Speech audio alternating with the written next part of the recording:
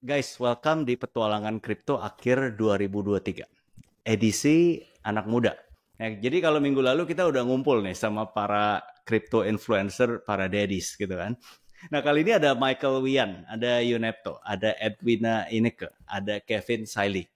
Semuanya masih single kayaknya, kecuali satu orang. Nah, siapa ya rahasia. Aku nggak mau bilang, tapi kalau yang tahu coba tulis di komen. Ya kan? Nah, kali ini kita mau ngobrol santai tentang pengalaman dan kisah kripto pribadi kita masing-masing di 2023. Jadi ayo kita mulai ya. Nah, kayak biasa mungkin kita mulai dengan kesan kripto kita di 2023. Guys, coba tolong sebutin kripto 2023 kamu dalam satu kata. Habis itu mohon dijelasin ya. Nah, siapa yang mau aja yang mulai kalau gitu. Jadi kripto 2000 ganteng. Iya, thank you ya. Oke. Kripto 2023 ku itu satu kata sih happy sih. Senang. Kenapa? Karena aku dapat satu jackpot besar 2023. Tapi aku udah cerita itu di video yang sebelumnya, jadi aku nggak ulang di sini. Nah, habis itu aku juga dapat sekitar 2 medium win lah di 2023. Medium win yang pertama waktu itu di Project DeFi. Jadi Project DeFi aku banyak muterin koinku, rotasinya pas banget. Maksudnya rotasinya pas tuh kadang yang aku alamin sebelum tahun ini ya, sebelum-sebelumnya tuh kadang koinku timingnya nggak tepat. Misalnya aku pas, ya kan koinku kan terbatas. Misalnya aku pas lagi mau ikut satu farming di satu platform, tiba-tiba muncullah acaranya Binance Launchpad. Jadi nggak bisa ikut dua-duanya kan, kesel gitu. Nah, tahun 2023 ini siklusnya pas. Jadi abis di sini selesai, abis itu bisa masuk sini, bisa masuk sini, bisa masuk sini. Jadi muter uangku tuh lumayan maksimal sih. Itu senangnya aku. Medium winku yang kedua itu ada waktu itu ada exploit di salah satu project. Aku pas at the right time, at the right place, pas bisa dapat sih. Ya winnya medium lah, lumayan. Tapi ya bikin senang, bikin senyum. Itu sih kalau aku. Nah, kalau teman-teman gimana? Siapa yang mau mulai nih? Tunjuk. Ya Michael aja lah, nggak usah tunjuk lah. Aduh. Oke. Kalau aku sendiri sebenarnya untuk 2023 ya, 2023 sih lebih ke arah akumulasi sih. Sebenarnya it's the year buat kalau kita lihat juga secara kripto it's starting to recover, cuma secara kenaikannya kan juga nggak terlalu gimana, nggak parabolik gitu ya. Jadi kita lihat majority kalau kita lihat misalnya teknikal ataupun ya secara teknik bisa dibilang 2023 itu kita dapat ya kesempatan untuk beli kripto yang kita suka, yang kita research gitu ya. Istilahnya seperti itu nih. Siapa tahu nanti di tahun depan di 2024 dengan adanya halving ya it's a good momentum gitu untuk kripto ke depannya. Intinya sih itu, lebih karena accumulation here aja. Gitu kok. Tahunnya nabung ya buat Michael ya? Iya, betul. Oke. Kalau Yunep tuh? Happy kan sekali di 2023 ini gitu. Aku juga lumayan kemarin dapat beberapa airdrop kayak Arbitrum, Pit juga kemarin dapat, terus beberapa juga dapat. Ya happy-nya itu aku bisa pakai dana-dana hasil airdrop itu untuk DCA Bitcoin lagi gitu. Jadi kayak tambahan amunisi aja sebenarnya. Jadi ya lumayan sih aku bisa pakai beberapa kayak lending and borrowing buat nambah-nambah aset lagi gitu kan untuk si Bitcoin ya. Jadi lumayan sih, jadi tahun ini bisa nge-growth aset lumayan banget dibandingkan tahun-tahun sebelumnya. Gitu kalau aku. Mantap ya, mantap. Kalau Edwina gimana? Tapi sebelum jawab harus senyum dulu ya Edwina. Oke.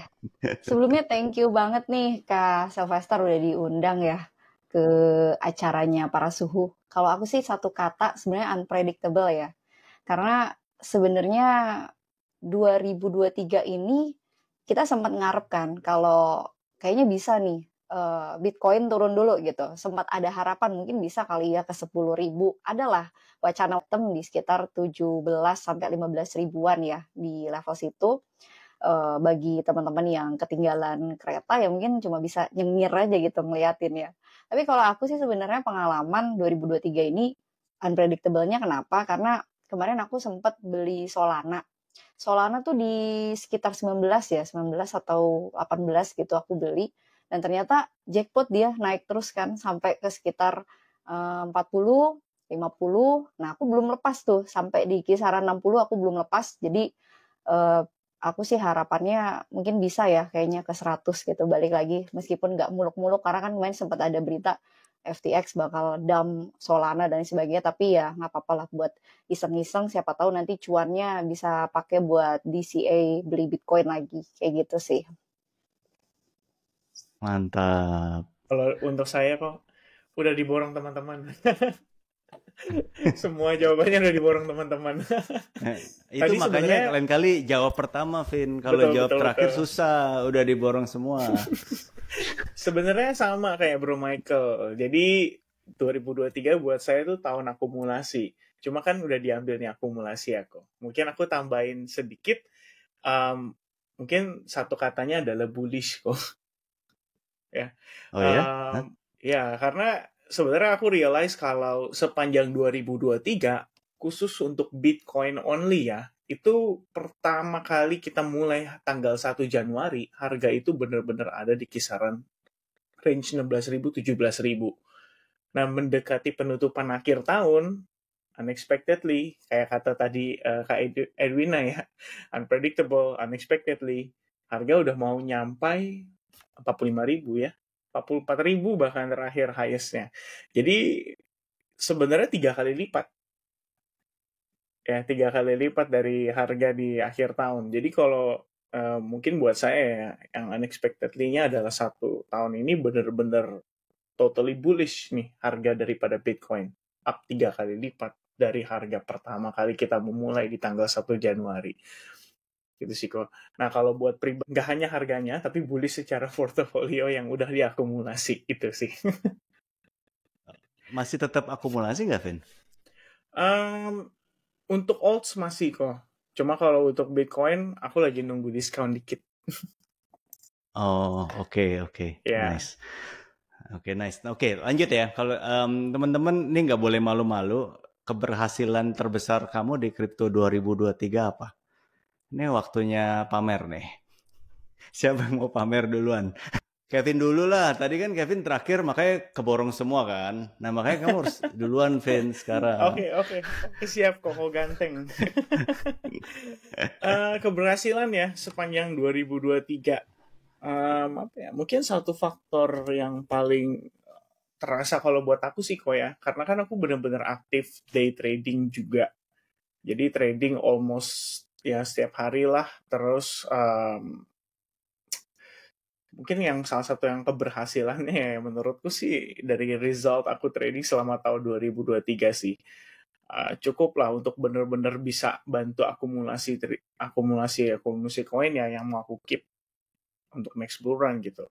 Kemudian another thing yang aku perhatiin adalah mungkin bisa lebih menahan diri untuk jual barang.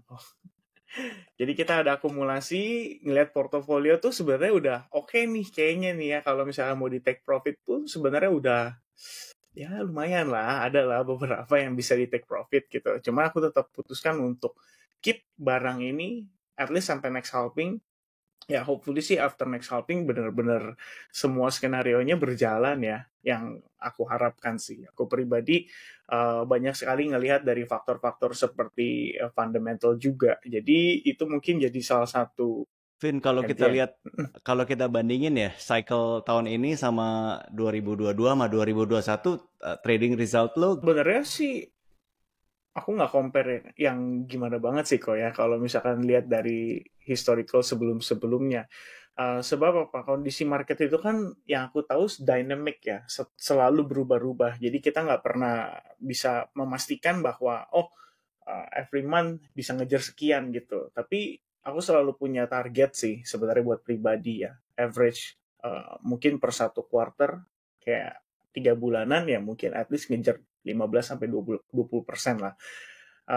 So far oke sih kok. Gue yang poin gue tuh justru karena marketnya beda kan. Market tahun ini sama 2 tahun lalu kan beda. Maksud gue kalau dari segi trader tuh lebih asik main di mana gitu maksudnya. Itu sebenarnya yang gue pengen tahu. Ini buat aku ya kok. Buat aku tahun ini enak sih. marketnya enak. Di compare dengan 2022, ya mungkin monthly by monthly ya, yang aku dapetin kalau 2022 tuh lebih banyak sideways, and in the end harga koreksi ya, lebih banyak turunnya gitu loh. Nah 2023 benar-benar tinggal timing, dan lebih enak lah, lebih aktif pergerakannya dibandingin 2022. Mungkin itu ya. Nice. Thank you, Vin. Sekarang Ya. yang kedua harusnya sih Unepto sih. Keberhasilan terbesar ya, bisa menjaga aset sih jatuhnya kok.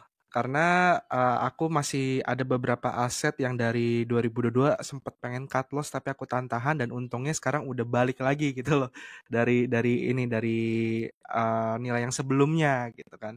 Juga sempat dollar cost averaging, jadi ya untungnya udah profit juga sekarang. Jadi itu bisa aku bilang sebagai keberhasilan sih karena bisa bertahan untuk ngejaga apa yang udah punya, masih yakin lah sama fundamentalnya, intinya gitu sih kalau aku gitu. Dan aku rasa nanti bisa jadi bekal yang bagus juga buat bull market nanti, karena artinya kan dia masih punya potensi nih, masih banyak yang lirik gitu loh.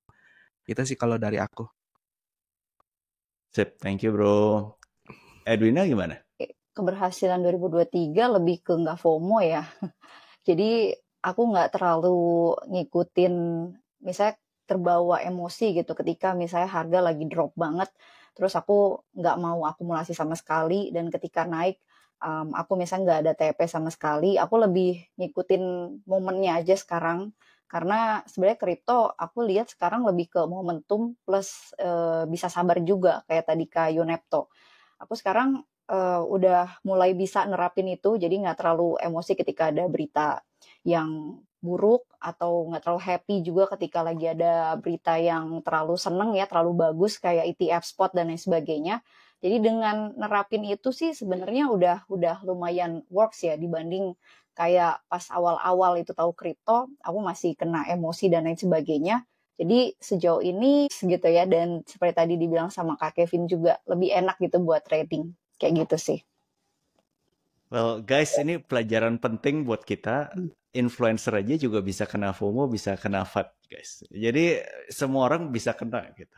Tapi by the way, Edwina bisa share nggak tips-tips yang berhasil buat kamu pakai supaya nggak kena FOMO, nggak kena FUD? Gitu.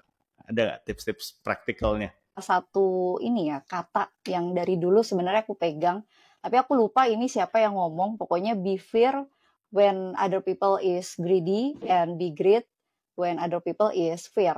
Jadi itu aku terapin banget. Aku sekarang kalau misalnya ngelihat market ini kayaknya udah ada kesempatan nih buat akumulasi, aku masuk gitu ya tanpa pikir terlalu panjang ya. Meskipun sebelum masuk pastikan ada riset lagi. Mungkin kalau ada pemahaman sedikit mengenai teknikal, kita bisa terapin kira-kira supportnya udah kena belum nih buat masuk, seperti itu ya. Dan kalaupun ini udah support, strateginya kayak gimana? Kalaupun memang kita harus beli, mungkin usahain pakai DCA aja kalau misalnya kita di spot kayak gitu ya. Jadi momennya bisa selalu dapat gitu kalau DCA, nggak yang sekali waktu kita masuk terus nanti ada kesempatan lagi, misalnya ada diskon gede, kita nggak bisa beli lagi. Nah, jadi kayak gitu sih. Kalau misalnya mungkin ngelihat market ini udah mulai dirasa udah cukup nih profitnya, udah mulai naik, udah mulai tebel dah ya gitu ya kantongnya. Jadi udah mulai bisa di-TP sedikit-sedikit. Jadi nggak usah yang terlalu apa ya istilahnya idealis banget. Kita tuh sebenarnya di kripto ada momentumnya juga, harus tahu kapan harus entry dan harus tahu juga kapan harus exit.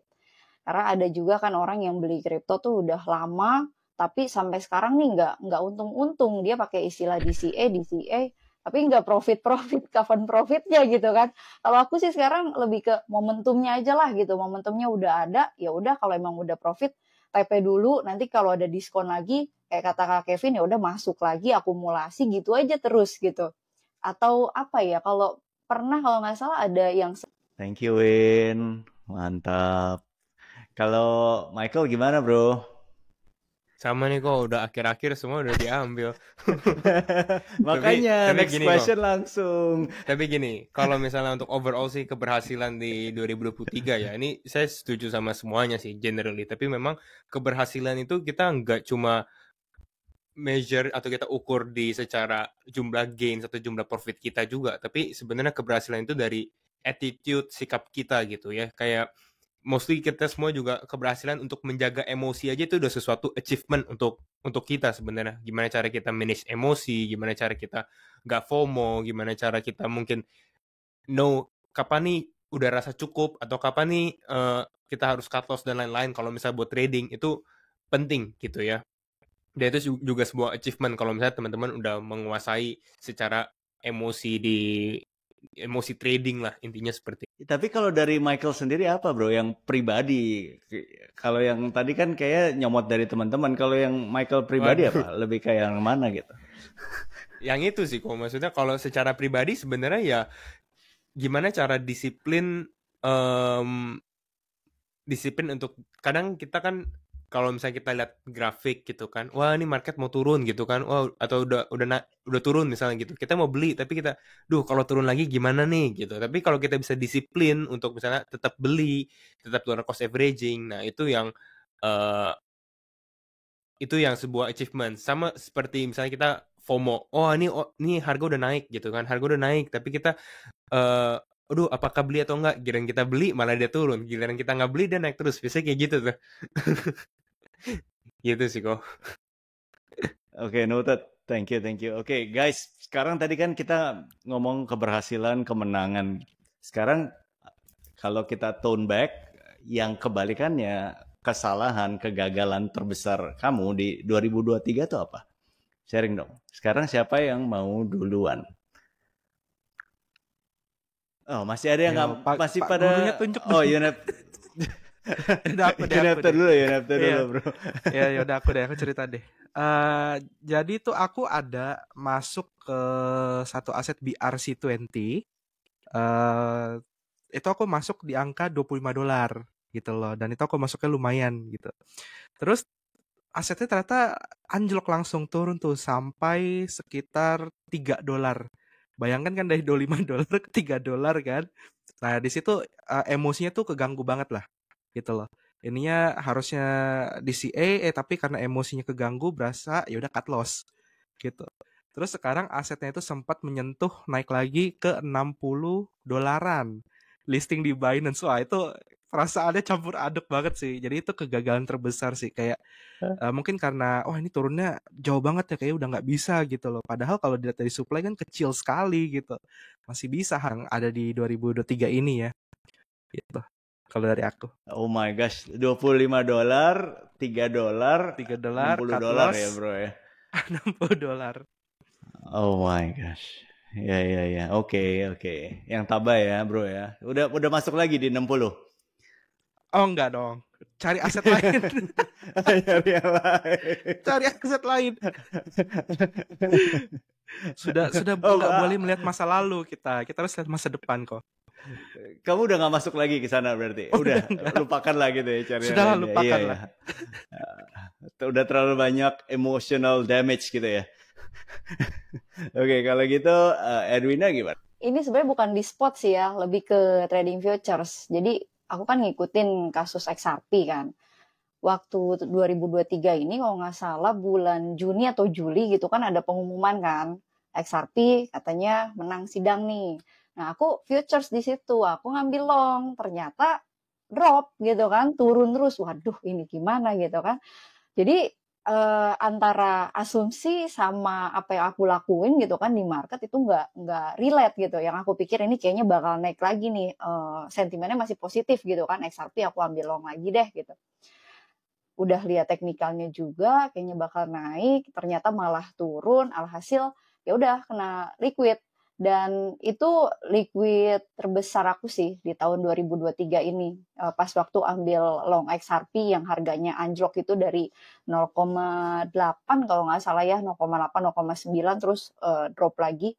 Ya udah, jadi itu menjadi pelajaran aku, jadi kesalahan juga sih sebenarnya, karena sentimen yang berlangsung itu bisa dibilang jadi momen sell the news juga kan, yang memang sebenarnya harus kita antisipasi, nggak boleh langsung opsi long diambil, mungkin butuh pertimbangan atau at least ya nunggu sampai harga calm dulu gitu, baru kita masuk lagi kalau dirasa ya momen positifnya masih ada. XRP terlalu nih XRP nih. Masa Terlalu Edwina kejam ya.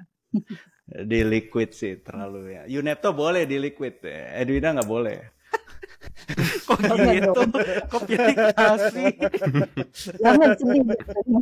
Kok pilih kasih?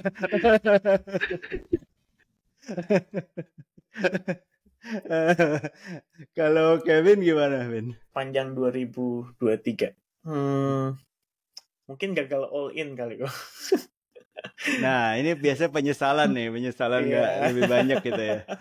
Gimana? Sebenarnya ada ini kalau buat aku pribadi sih ya. Jadi aku tuh kan perhatiin banget dari perspektif technical analysis ya. Menurutku harus sejalan banget dengan mungkin sentimen, fundamental dan lain sebagainya kok. Ada satu koin sebenarnya yang aku bener-bener tuh ngelihatnya tuh opportunity-nya oke gitu loh. Which is di tahun ini dapat dia money flow-nya. Menurutku lumayan lah naiknya. Itu bisa 3-4 kali. Kesulitanku adalah terlalu banyak melakukan analisis justru. Jadi kayak gonta-ganti chart, lihat sana, lihat sini gitu kan. Belum lagi kan requestan dari teman-teman viewers ya, yang terkadang tuh ngelihat harga sudah naik banget, baru cari tahu. Tapi ketika harganya sedang terkonsolidasi, tidak menarik gitu, menurutku sih itu sebenarnya duitnya ada. Cuma karena terlalu banyak gonta-ganti, which is aku lihat sana, lihat sini, oh ada ini. Akhirnya aku terlalu dalam ya melakukan research ke koin-koin yang lain. Sementara koin gacoannya ini, wah ternyata kita kan udah research nih cukup lama untuk koin tersebut. Kemudian kita udah ada planningnya gitu. Nah mungkin utamanya kalau buat aku pribadi sih evaluasi dirinya seperti itu kok. Jadi kayak oke pastiin lah jangan sampai ke distract dengan yang lain nih. Intinya seperti itu. Tapi tidak menutup diri untuk mendapatkan opportunity yang baru. Nah, kegagalanku di situ menurutku sih kok.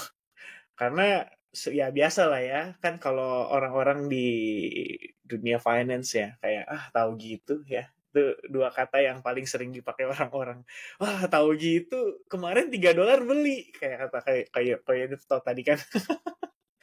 Wah, tahu gitu kemarin nih Doge segini beli nih. Wah, kayak Kak Edwina juga. Tahu gitu XRP jangan di long dulu. Ya, aku juga sih seperti itu. Jadi kayak sayang banget ya, harusnya tahu gitu belinya banyak kan nih. Aduh itu. Itu sih mungkin kok. Saya kembalikan lagi ke Oke, Vin, thank you. Yeah. Vin, tapi aku barusan cek nama koinnya apa, Vin? Sebenarnya koinnya itu Chainlink kok. Chainlink. Ya, nanjaknya sih nggak sampai yang signifikan banget. Cuman gini, Chainlink itu aku follow up udah lumayan lama kok. Jadi sebenarnya kalau teman-teman lihat harga di Chainlink 1 tahun 2 tahun terakhir, 1 tahun lah ya, dari 2021 nih mencapai 2022 pertengahan lah ya, itu mencapai bottom kisaran $5. Chainlink itu 1 tahun penuh dia cuma bolak-balik mondar-mandir di harga antara $5 sampai $8,5 lebih kurangnya. Nah, yang aku percaya adalah kita kalau mau tahu pemain besar itu ada akumulasi atau enggak, sebenarnya bukan pada saat harganya udah tiang panjang, tapi pada saat terjadi konsolidasi seperti itu. Karena yang namanya pemain besar, sekarang kalau misalkan aku punya uang nih besar banget gitu kan kok, aku kan pengen masuk.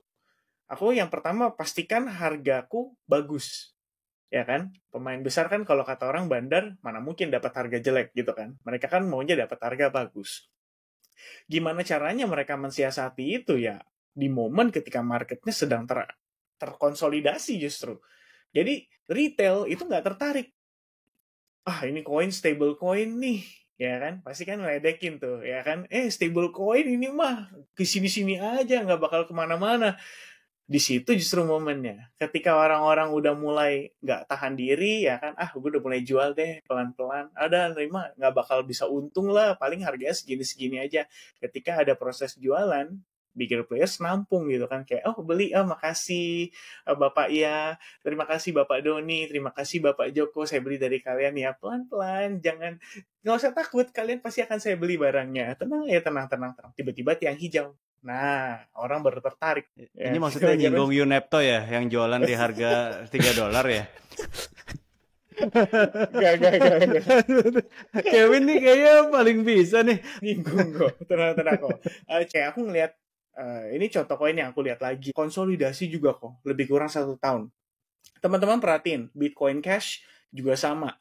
Before harganya di pump pada saat dia sudah mulai listing di salah satu exchange ya, yang nawarin transaksi untuk para institusi. Tapi sebelum itu semuanya konsolidasi panjang. Jadi ketika orang udah nggak tertarik, di situ justru ada ketertarikan buat para pemain besar. Itu sih sebenarnya. Jadi when aku lihat itu, ini aku tahu gitu loh, ini dari awal nih, ini kayaknya bagus nih. Akumulasinya tuh panjang 1 tahun nggak kemana-mana di situ doang. Begitu nanjak, oh ternyata nanjaknya udah langsung nggak pakai rem. Jadi kayak sayang banget. Agak di luar planning. Itu sih mungkin kok kegagalan terbesar aku. Thank you Vin udah sharing. By the way, Yunepto nggak boleh. Sebelumnya. Yunepto nggak boleh cemberut loh. Dari tadi aku. Michael gimana Michael? Aduh, terakhir lagi nih kok. Boleh sama sebenernya ya. Sih, nggak boleh bilang aku tuh semuanya kayaknya yang lain udah mewakili aku. Apa ya kegagalan terbesar ya? Sebenarnya it's about the size sih. Ya bener yang kata orang lain juga. Khususnya Kevin sih. Maksudnya terkadang kita kalau saya sendiri kan sebenarnya kan memang suka analisa kripto gitu kan, secara mau fundamental ataupun mau teknikal gitu kan. Jadi kita bisa dibilang kita updated setiap hari dengan berita-berita terbaru dan lain-lainnya gitu. Jadi kadang kita terlalu fokus di berita tersebut, kita jadi lupa decision yang mau kita ambil tuh seperti apa sebenarnya. Itu menjadi permasalahannya. Contoh, sempat saya buat video udah cukup lama juga. Oh nih crypto yang bagus nih buat 2024, Avalanche, AVAX. Wah nih Avalanche kalau turun nih di bawah $10 harus beli gitu kan. Tapi kadang kita cari crypto ini lagi. Giliran dia udah turun, kita lupa take action gitu. Kita lupa yang sebenarnya plan awal bagaimana gitu. Mungkin kita deploy atau kita beli. Tapi kan secara size pasti adalah berapa banyak conviction. Pasti kan kalau kita lebih yakin secara size kita lebih besar dan lain-lain, mungkin not deploying, nggak deploy much size, nggak size-nya belum terlalu cukup lah, istilahnya seperti itu. Mungkin analisa itu karena ternyata analisa kita benar gitu, jadi kita sesek sendiri jadinya gitu. Analisa udah benar kok nggak diambil gitu, itu kegagalannya sih kok. Siap, thank you. Sama banget berarti ya. Iya. Season berapa bulan yang lalu. Jadi meme season tuh itu zamannya aku memang lagi main asik meme, main token micin kecil-kecil, main di Ethereum. Itu zamannya. Sekarang aku nggak main di Ethereum dari meme. Tapi habis itu muncul PP dong.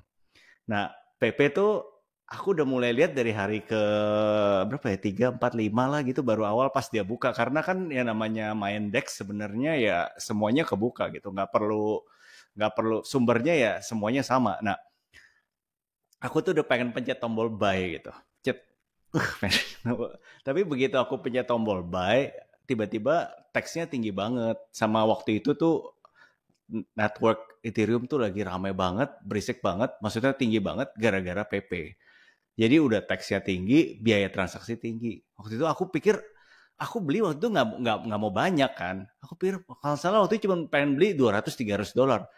Cost-nya aja kalau nggak salah $200-300 tuh cost-nya mungkin bisa $100 gitu. Nggak jadi pencet tombol buy kan, nggak jadi kan. Ya udah, habis itu besoknya lihat harga naik, masih belum terlalu nyesel. Harga naik belum terlalu nyesel. Pas udah naik banget, agak kesel baru ya. Tapi ya sudahlah gitu. Yang rule pertama setidaknya aku nggak langgar gitu. Rule pertama kan don't lose money gitu.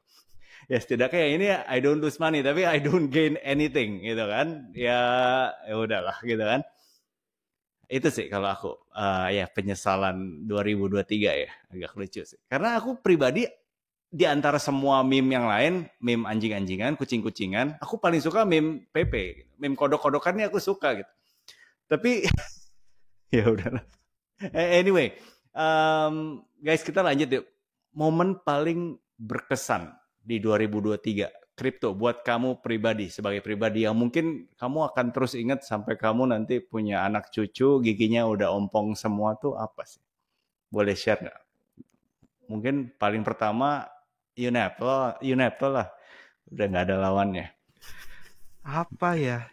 Paling berkesan ya? Sui sih. Sui. Cerita Aku dong nggak gimana. jadi itu aku eligible di Discord-nya sama emailnya tuh dapat untuk input address exchange kan, karena waktu itu kan dia ini ya sistem airdropnya pakai exchange kan alokasinya. Nah anehnya itu aku udah input ketiga exchange-nya tuh nggak ada yang eligible sama sekali gitu. Jadi itu paling ngeselin sih, karena orang lain banyak yang nuyul-nuyul, bahkan di komunitas tuh ada ternyata satu orang dia punya 10 akun dan eligible semua sampai akhir. Aku cuma satu akun, email dapat, Discord dapat, kok nggak eligible di exchange-nya. Nah, itu betain banget sih. Itu kesan paling ngena di 2023 ini. Kalau aku ya. Aduh, sedih banget sih itu, bro. Ya, memang ada aja sih ceritanya. Oke, thank you bro. Michael gimana, Mike? Apa momenmu? Di 2023 sih sebenarnya ya nggak terlalu banyak yang bisa dibilang nggak terlalu banyak up, ya it's up and down, tapi secara overall sebenarnya nggak terlalu ada yang kayak terlalu berkesan. Tapi kalau misalnya kita ngomongin ternyata momen yang benar-benar menjadi turning point, it's ini beberapa bulan terakhir, atau bukan bulan tapi beberapa minggu terakhir. Karena kalau memang kita lihat benar-benar misalnya Bitcoin naik lagi, ini kita bisa dibilang kita witnessing, oh ini awal mulanya nih gitu. Kita benar-benar alamin bareng-bareng, istilahnya seperti itu sih. And then melihat dari sentimennya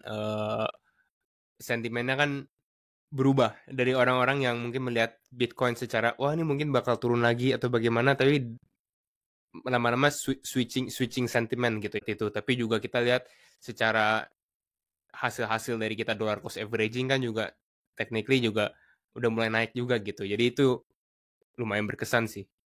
Gitu sih gua.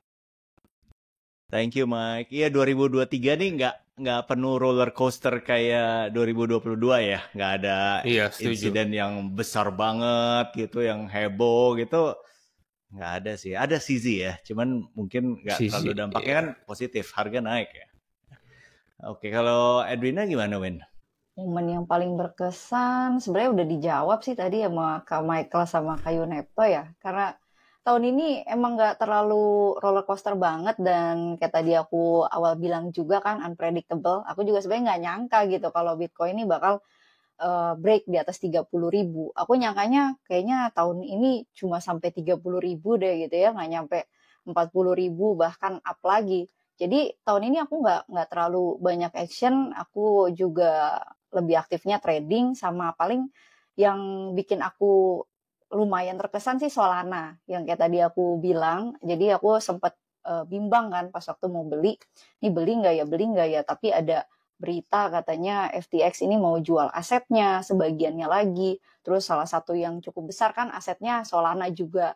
Tapi ya udahlah, nggak apa-apa, aku beli aja gitu kan, lumayan. Ternyata naik dan ya udahlah, puji syukur gitu kan, dapat di tengah-tengah momen yang sebelumnya aku juga nggak terlalu banyak akumulasi master of coin-nya ya, sebenarnya Bitcoin-nya. Sebenarnya tadi kayak Kak Kevin, aku juga ngerasain gitu, terlalu fokus ke yang lain sampai akhirnya tuh yang jadi poinnya malah lupa gitu kan. Harusnya kita nih sebelum halving belanja dulu gitu Bitcoin yang banyak, yang lain lupain dulu gitu, karena kan dia nih yang bakal jadi istilahnya primadonanya lah gitu nanti ya setelah halving. Tapi aku nggak terlalu banyak fokus ke Bitcoin, tapi cari-cari peluang yang lain, micin, kemudian juga apa yang PP. Tapi aku PP nggak beli karena untuk slippage-nya juga gede, jadi aku belinya Solana dan sisanya paling di trading futures gitu sih. Iya sih, Win. Kalau di kripto kan sekarang primadonanya Bitcoin kan. Kalau di ruangan ini sekarang primadonanya Edwina. Waduh,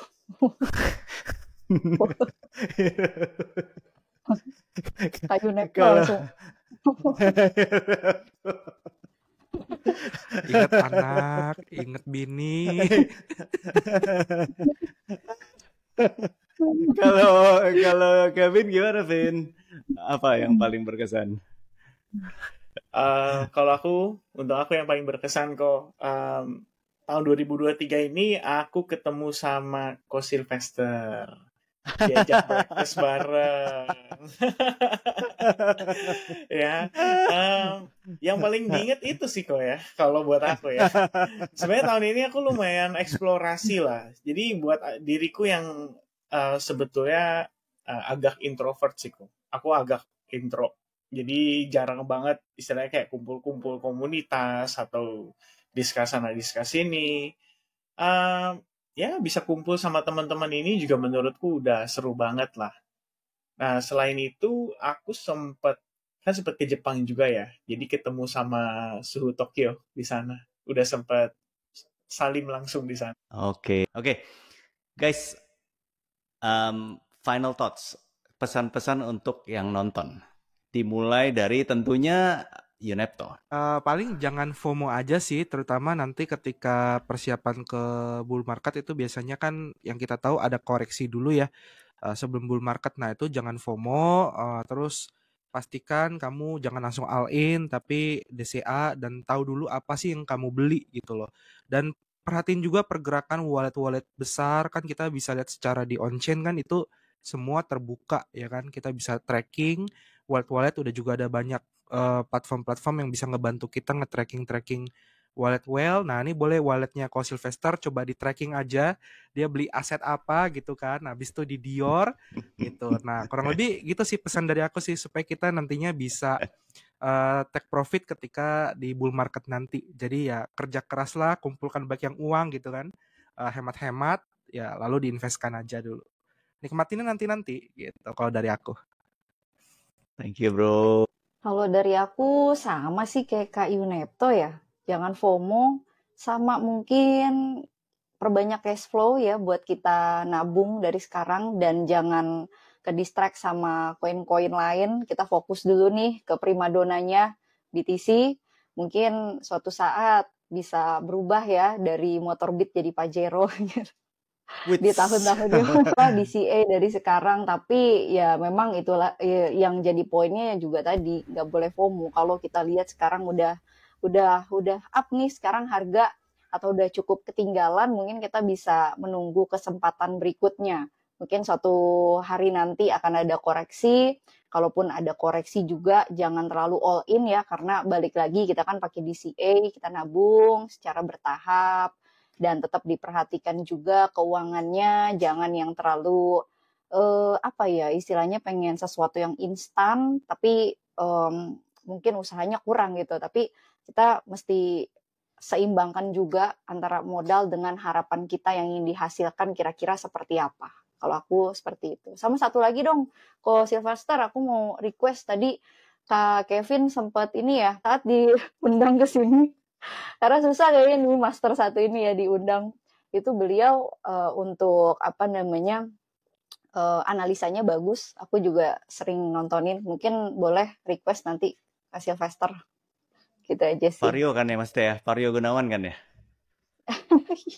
Iya. Aku gitu. Ya mungkin itu nanti harus didatengin khusus ke Tokyo. Baru aku todong bawa kamera langsung record di sana itu.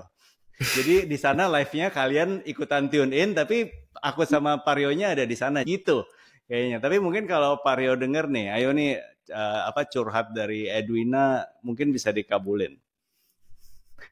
Amin. Sekarang semoga ya. Sekarang Mike. Berarti tahun depan ke Jepang ya kok? Ya mungkin tergantung. Kalau semuanya nyumbang tiket, nyumbang uang jajan ya aku jalan. Aku mah ngikutin aja para bos di sini kan. Mike, gimana Mike? Pesan terakhir.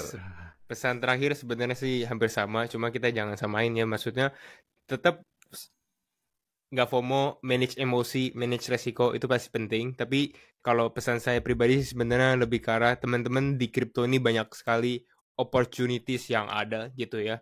Nggak semua orang mungkin cocok di trading, nggak semua orang mungkin cocok di buat main futures gitu ya. Tapi banyak sekali niche atau sektor-sektor yang kita bisa further deep dive lah, maksudnya lebih masuk lagi antara teman-teman kalau yang suka mungkin NFT ataupun teman-teman yang suka DeFi. Jadi ya jangan lupa bahwa kesempatan ada, dan bull run saya rasa ya it's good. Bakal mungkin kalau memang ini terjadi lagi misalnya setelah Bitcoin halving dan memang initiate mungkin kenaikannya gitu ya, harusnya semua sektor itu bakal benefited juga gitu. Tapi ya tetap jangan terlalu tinggi diri juga. Kalau lagi udah naik lagi, jangan lupa untuk take profit gitu ya. Itu aja sih. Thank you, Mike. Nah, yang terakhir lah tentu Kevin kan. Kalau udah ngomong adem semuanya kan. Ayo Vin, go. Oke, cool. Thank you kok sebelumnya udah diundang. Ini udah sesi terakhir nih berarti nih ya. Sesi terakhir. Ya. Kalau aku pesan buat teman-teman, sebenarnya siapin blueprint lah. Blueprint itu maksudnya gimana? Jadi jangan nanti udah harga lari, harga udah naik, udah bull run gitu ya. Ya itu kan kita udah ngelewatin bear market, bener-bener sakitnya, painfulnya seperti apa. Banyak juga orang yang mungkin ngobrol sama aku juga. Jadi kayak, Vin gimana nih, harga udah balik nih ke tempat atau level-level ketika dulu aku nyangkut. Nah, sebenarnya ingat lagi sih, dulu tujuan beli koinnya apa gitu. Nah, itu kan berarti menunjukkan ya bahwa banyak orang di crypto space ini yang beli aja, tapi dia nggak tahu harus diapakan setelahnya, gitu kan. Dia nggak memahami fundamentalnya, sehingga dia tidak punya keyakinan juga dalam arti kita harus pegang barang atau aset ini tuh sampai kapan gitu. Jadi kalau menurutku mungkin pesan dariku adalah siapin blueprint sih. Mungkin take your time, 2 hours ya, a day. Nggak setiap hari, maksudnya 2 jam nih dalam seminggu ini aja nih ya, siapin waktu 2 jam dalam seminggu, coba cek lagi portofolionya, kita pegang koin apa aja, kemudian planningnya seperti apa, siapin planning untuk taking profit tuh dari sekarang. Sama ya tadi ya, jangan FOMO gitu loh. Jadi semuanya tuh harus jelas berdasarkan desisi sendiri. Ya kita di sini mungkin yang biasanya ngasih ke teman-teman kayak update ataupun informasi itu sebagai secondary opinion atau second opinion. Kenapa secondary ya? Second opinion ya. Tapi yang utamanya adalah teman-teman juga harus punya keyakinan sendiri ya kan pada saat mengexecute sesuatu. Jangan kita beli sesuatu yang tidak kita yakini, kira-kira seperti itu. So I think for me adalah blueprint sih. Persiapan blueprintnya tuh harus jelas ya. Jadi ketika, ya ini mungkin sedikit cerita ya buat aku pribadi, kayak aku udah tahu nih bayangannya, oh Bitcoin harga sekian, aku bakal taking profit misalnya sekian persen gitu loh. Meanwhile, majority-nya mungkin pada saat aku take profit di Bitcoin, itu nanti aku bakal realokasi buat ke altcoins yang punya opportunity. Kan kita tahu ya teman-teman, maksudnya orang-orang banyak banget yang seneng sama alt season, ya kan? Path to alt season, before ke alt season ya Bitcoin dulu rally, ya kan, parabolic. Bitcoin akan mendominasi pasar, kemudian pindah ke Ethereum, kemudian mungkin baru pindah ke cap-cap besar, dan terakhir ke bagian yang kecil-kecil. Nah, jadi ya mungkin some of my Bitcoin ya itu kita pakai buat realokasi. Cuma bukan berarti jual yang gimana banget ya. Ya, mungkin itu sebenarnya buat pesan buat teman-teman sih. Ya, udah setahun penuh ngelewatin bear market ya harus siap juga dong untuk nerima bull marketnya. Ya kan? Jangan udah bear market mikirnya cuma aduh kapan ya balik modal lagi gitu kan. Biasanya kalau orang udah lama tuh feel-nya kesana, lebih kesana kan. Udah terlalu lama ngeliatin portofolio minus 70%. Begitu balik ke break even, ini dia saatnya exit. Udah lama nih nunggu setahun. Begitu ditutup, begitu di close, begitu di sell, harganya nanjak lagi. Aduh, ternyata ini yang kita tunggu yang tertunda selama 1 tahun. Jadi cuma nyumbang doang ya. Itu sih kalau mungkin pesanku buat yang lain. Bukan yang di sini, tapi maksudnya Nggak, pesannya buat yang di sini kan juga boleh, Vin. nggak kan sudah suhu-suhu juga kok. aku nggak bermaksud menggurui atau gimana gitu loh kok. Thank you, Vin. Thank you, Ya, sama-sama. Edwina. Thank you. Sama-sama. Thank you, Thank you, Michael. Thank you, Yunepto. Sama-sama kok. Guys, kalau kita banyak dengar dari tadi, aku ada sengaja aku minta sharing kesuksesan, pengalaman, cuan besar. Itu bukan buat cuan, mau kita rugi, mau kita nggak ngapa-ngapain, kalau liatin orang kayaknya jadi ngiri, jadi pengen. Semua orang ngerasa gitu, sama aku juga. Jadi pas tadi denger Yunepto cuan besar di airdrop, aku juga jadi, aduh aku kenapa nggak urusin airdrop 3 bulan yang lalu, 4 bulan yang lalu, selalu gitu. Pas denger Kevin cuan gede di trading, aku jadi mikir, aduh aku kenapa nggak. Itu lumrah, itu wajar, tapi kayaknya nggak ada gunanya juga.